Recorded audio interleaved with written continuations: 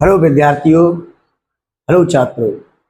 इससे पहले हमने पहले के लेक्चर में अन्योन पीरियड के बारे में समझा था। अब हम अन्योन पीरियड गुणांक या अन्योन प्रेरकत्व को समझते हैं।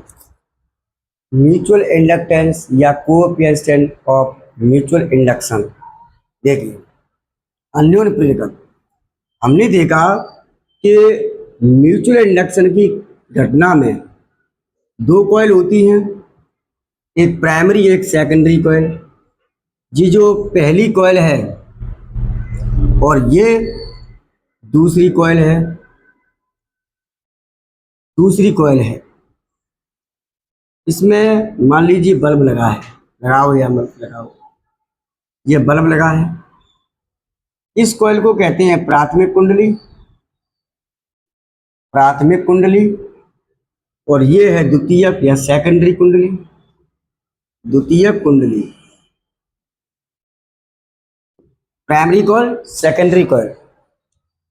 इसमें बहने वाली धारा है I1। मान लीजिए इसमें फेरों की संख्या N1 है, इसमें फेरों की संख्या N2 है। ठीक है, हमें मालूम है, इससे पहले हमने बताया था कि ये जो प्राइमरी कॉइल है ना, इससे कुछ क्षण भर के लिए वेरिएबल करंट फ्लो होती है, तो वो लगातार परिवर्तित होती है कुछ क्षण के लिए। ऐसा नहीं कि बैटरी कनेक्टेड करने के बाद जब तक डिस्चार्ज ना हो जाए तब तक वेरिएबल, केवल कुछ क्षण के लिए ये बैटरी से करंट वेरिएबल होती है, चेंज होती रहती है। चेंज होने से पहली कॉइल में मैग्नेट फील्ड जो तैयार होता है उसमें भी चेंज आता है। वो जो परिवर्तित मैग्नेटिक फील्ड है वो सेकेंडरी कॉइल में गुजरता है। परिवर्तित मैग्नेटिक फील्ड सेकेंडरी कॉइल में गुजरता है, तो सेकेंडरी कॉइल में फ्लक्स में चेंज आता है। फ्लक्स में चेंज आता है तो सेकेंडरी कॉइल के सिरों पे एक ईएमएफ जनरेट होता है, और परिपथ अगर कंप्लीट है, कंडक्टिव पाथ है पूरा, तो सेकेंडरी कॉइल में करंट भी जनरेट हो जाती है। ये प्रेरित धारा, ये ऐसे जाएगी, ये भी ऐसे जाएगी अगर ये ग्रो कर रही है तो। ठीक है, तो ये I1 धारा है और ये प्रेरित धारा है, प्रेरित धारा। ठीक है, तो ये हमने देखा था, यानी कोई दो निकट रखी कुंडलियों में से किसी एक कुंडली में परिवर्तित मान की धारा बहाते हैं, तो निकट रखी दूसरी कुंडली में फ्लक्स परिवर्तन के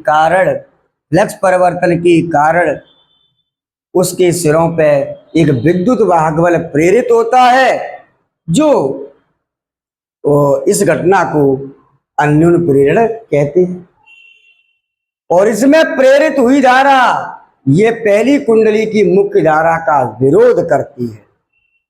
अगर ये बढ़ेगी तो वो घटाना चाहेगी, और अगर ये घटेगी तो प्रेरित धारा से बढ़ाना चाहेगी। ठीक है, अब हम यहाँ अन्योन प्रेरक देखते हैं, अन्योन प्रेरकत्व। ठीक है, ये बताइए कि यहां से जो मैग्नेट फील्ड लाइन निकल रही है, ऐसे ये जो मैग्नेट फील्ड लाइन इसमें गुजर रही है ऐसे। ठीक है, तो हम यहां दूसरी कुंडली की जिक्र कर रहे हैं। कॉइल का एरिया हम पहले का लेंगे कि दूसरे का?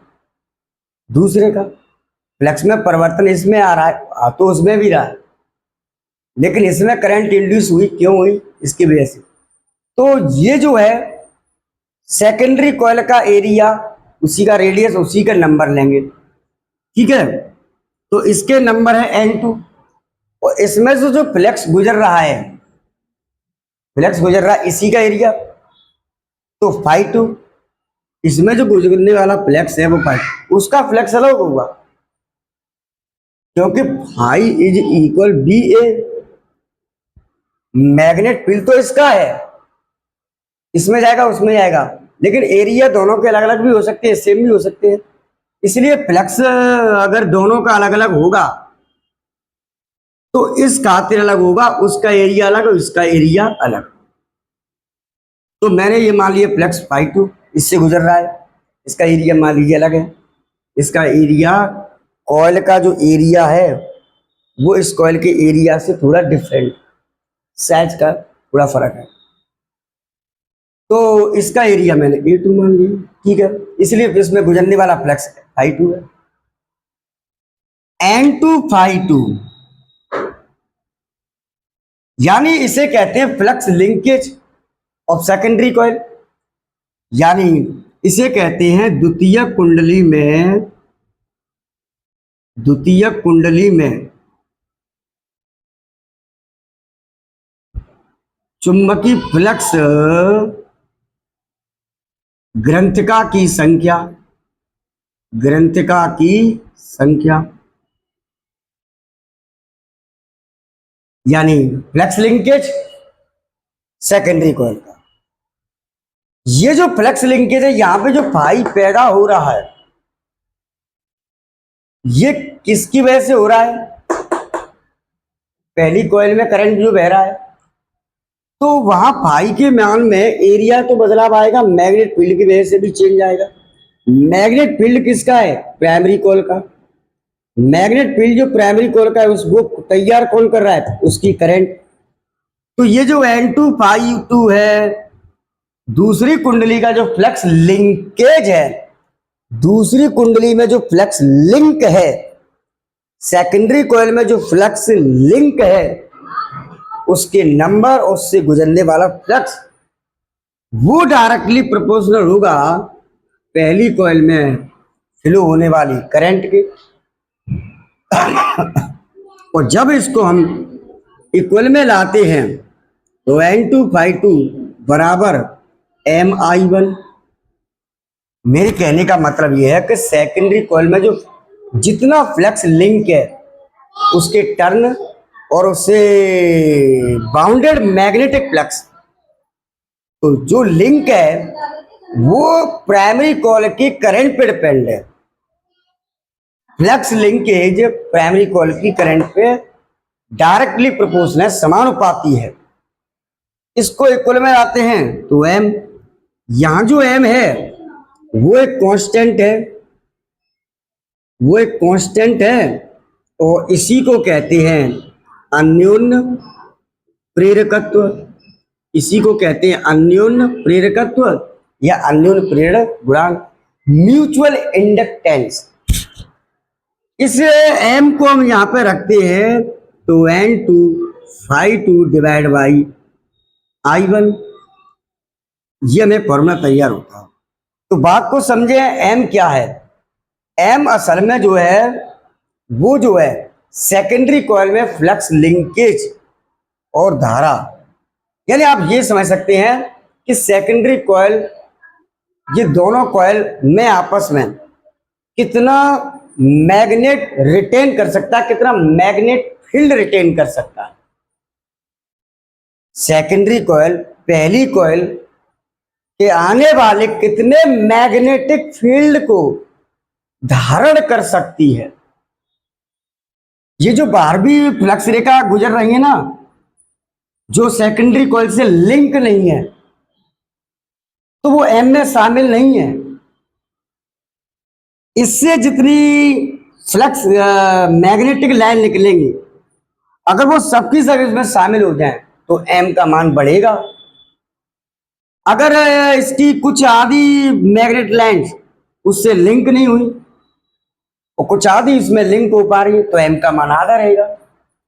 तो कहने का मतलब ये है, जो M है वो इस कॉइल में कितना मैग्नेटिक फील्ड रिटेन है, कितना उसमें धारण किया है।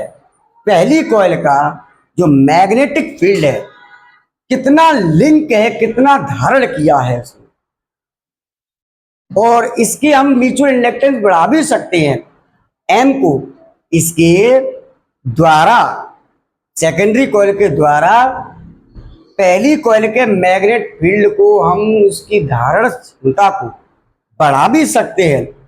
अगर हम दोनों कॉइल को एक सॉफ्ट आयरन कोर पे लपेट दें तो सॉफ्ट आयरन कोर इसमें कॉइल में मैग्नेटिक फील्ड धारण करने के गुण को बढ़ा देती है। यानी ये फ्लक्स लीक, जो फ्लक्स लीक होगा उस लीक फ्लक्स को कम कर सकती है, इस फ्लक्स लीक को कम कर सकती है।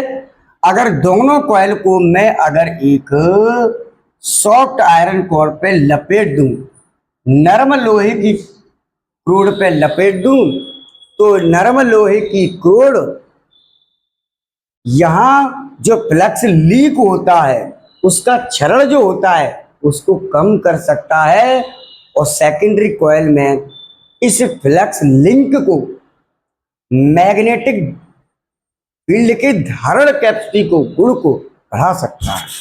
तो ये होता है एम। इसका जो प्रैक्टिकल जो मीन्स है एम का, वो सेकेंडरी कॉइल में कितना फ्लक्स अधिक से अधिक उसमें बाउंड हो सकता है, ये मीन्स है इसका।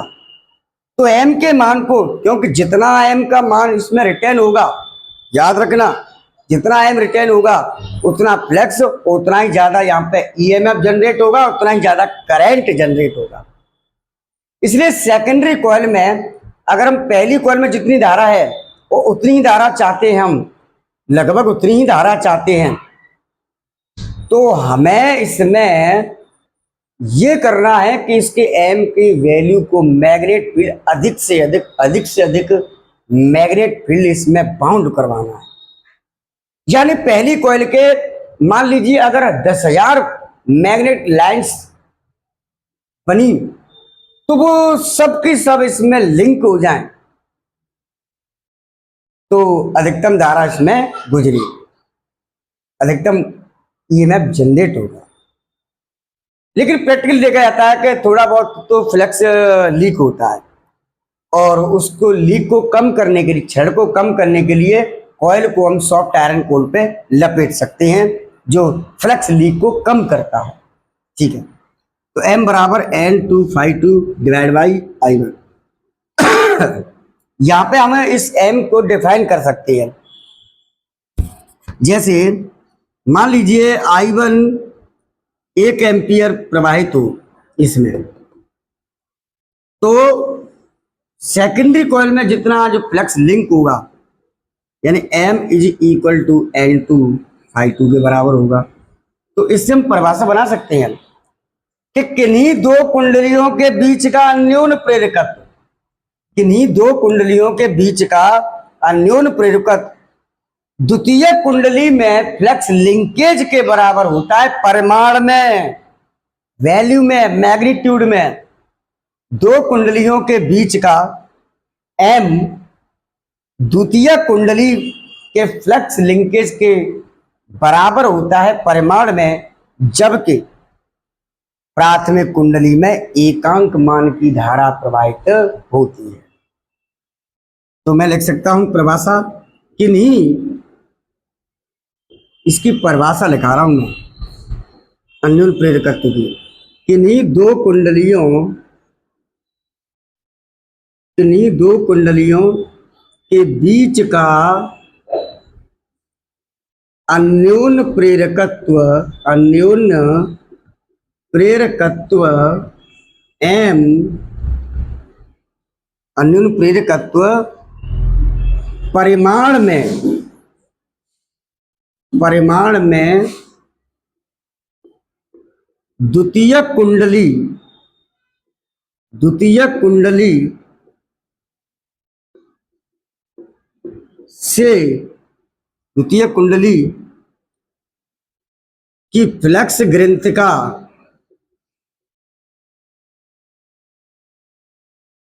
की संख्या के बराबर होता है,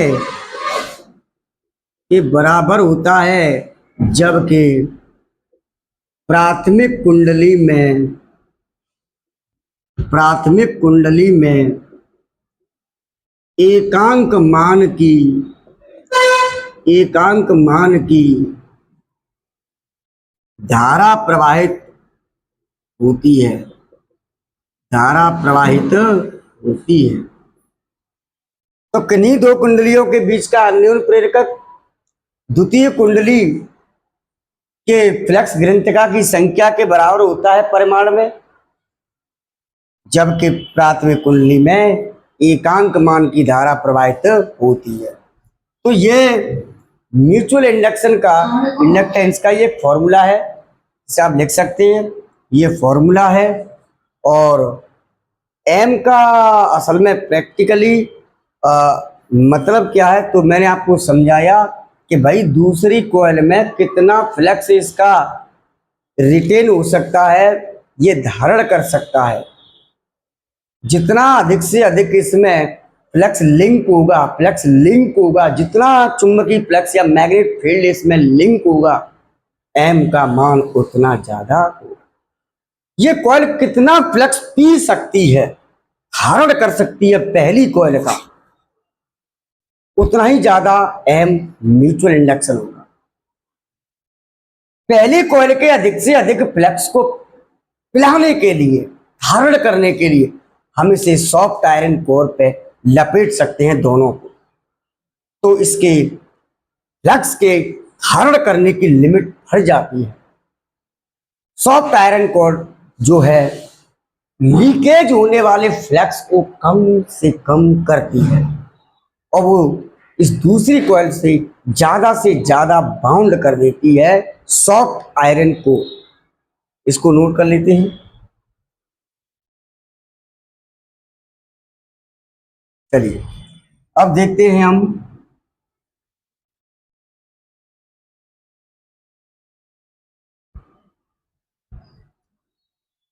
हमने म्यूचुअल इंडक्शन का फॉर्मूला देखा, N2 divide by I1 flux linkage के पद में। अब हमें ये मालूम है कि यहाँ पे ईएमएफ जनरेट होता है दूसरी कॉइल में फ्लक्स परिवर्तन से, तो इसके पद में भी हम जो है एम का फॉर्मूला ड्राइव करते हैं। माइकल फेराडे की ईएमआई नियम से, फेराडे के विद्युत चुंबकीय प्रेरण के नियम से, ठीक है, फेराडे के नियम से, तो इसका मतलब ये होगा फेराडे तो विद्युत अपघटन के भी नियम दिए थे, विद्युत चुंबकीय प्रेरण के नियम दिए थे, इसलिए फेराडे के विद्युत चुंबकीय प्रेरण के नियम से की चर्चा हो रही है, ना कि विद्युत अपघटन वाले नियम। तो चलिए, तो फेराडे के विद्युत चुंबकीय प्रेरण से ये ई किसका, सेकेंडरी का, बराबर, चलिए पहले हम फेराडे का नियम लिखते हैं, ई बराबर minus N delta pi divide by delta t. तो इस नियम से हम देख रहे हैं, तो सेकेंडरी कॉइल के टर्मिनल पे उत्पन्न विद्युत भागबल माइनस सेकेंडरी कॉइल के फेरों की संख्या minus delta pi divide by delta T. ये जो फ्लक्स है उसमें उसका जो दूसरी कॉइल है उसके फ्लक्स की चर्चा कर रहे हैं हम, बड़ी डिवाइड बाई डेल्टा टी।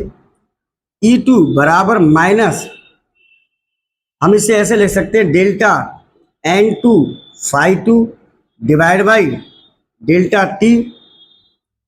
हमने अभी देखा कि N2 phi2 जो फ्लक्स ग्रंथिका की संख्या है सेकेंडरी कॉइल में, वो किसके बराबर होगी, Mi1 के। तो इसके बदले में हम यहाँ रख सकते हैं इसे, तो E2 बराबर minus delta Mi1 divide by delta T. अब एम में चेंज आ रहा है कि आई में चेंज आ रहा है, पहली कुंडली में धारा में चेंज आ रहा है कि एम में, एम में चेंज नहीं आता।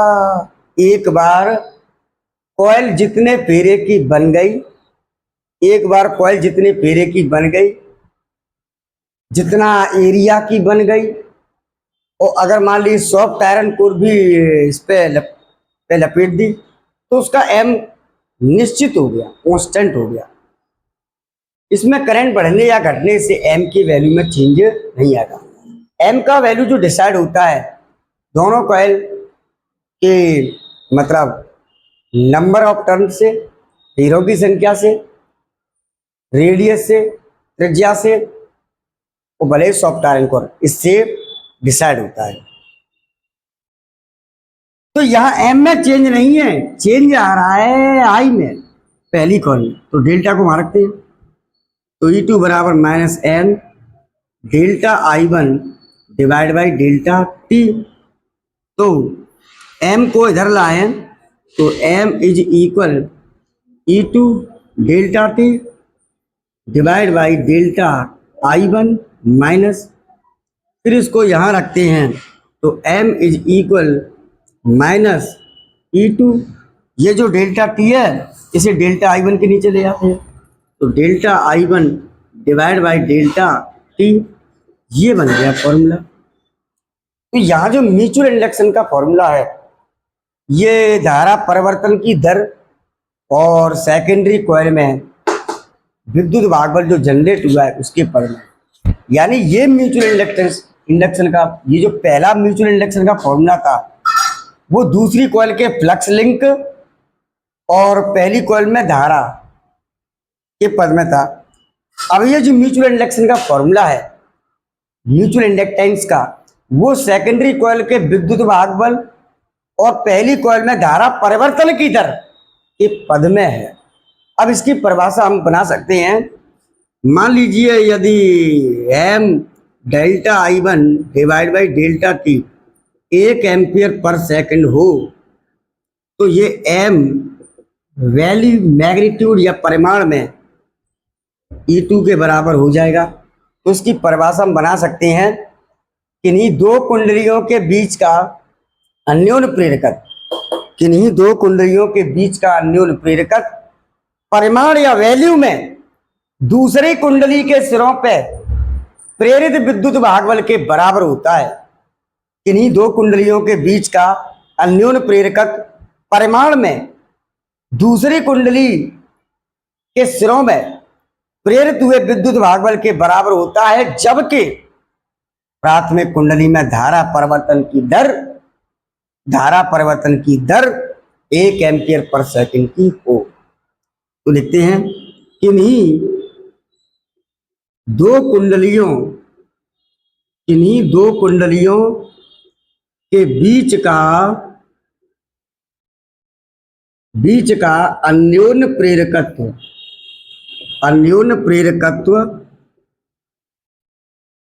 M परिमाण में द्वितीय कुंडली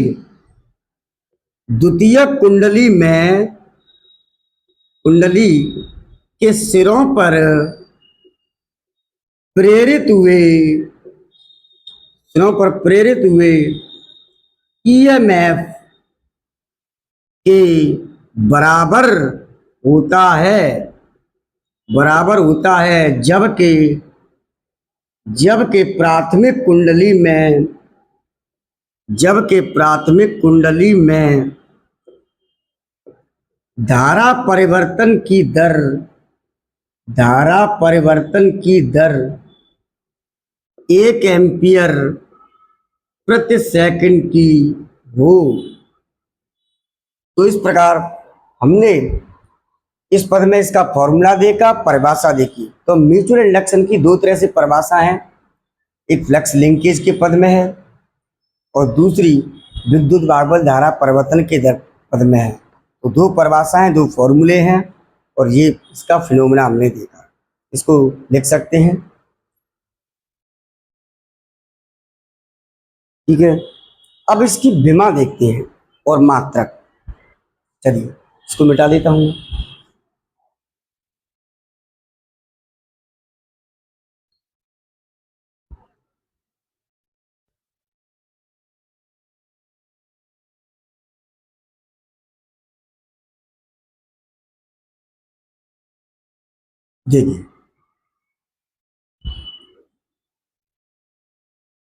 देखिए यहां m का मात्रक,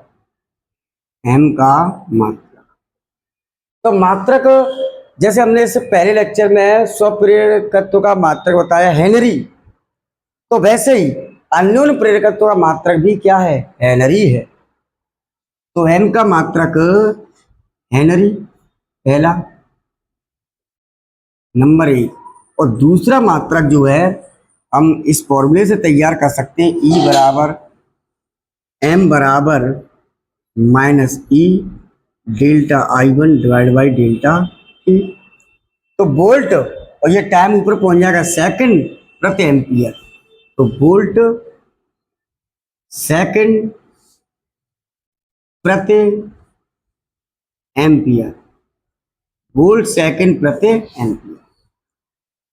तो एम के दो मात्रक हेनरी या वोल्ट सेकंड प्रति एम्पियर, ये दोनों मात्रक बराबर हैं। एक हेनरी बराबर 1 वोल्ट सेकंड प्रति एम्पियर। यानी एक हेनरी को डिफाइन कर सकते हैं हम, एक हेनरी प्रेरकत्व क्या है इसको डिफाइन किया सकता है कि जब किन्हीं दो कुंडलियों के बीच का एक हेनरी किन्हीं दो कुंडलियों के बीच का वह अन्योन्य प्रेरकत्व है, जबकि दूसरी कुंडली में 1 वोल्ट विद्युत वाहक बल प्रेरित होने के लिए प्राथमिक कुंडली में 1 एम्पीयर पर सेकंड की धारा परिवर्तित होती हो। तो ये एक हेनरी। अब इसकी विमा देखते हैं। एम की विमा सेम होगी एल की विमा के बराबर। तो ये जो है वोल्ट सेकंड पर एम्पियर, तो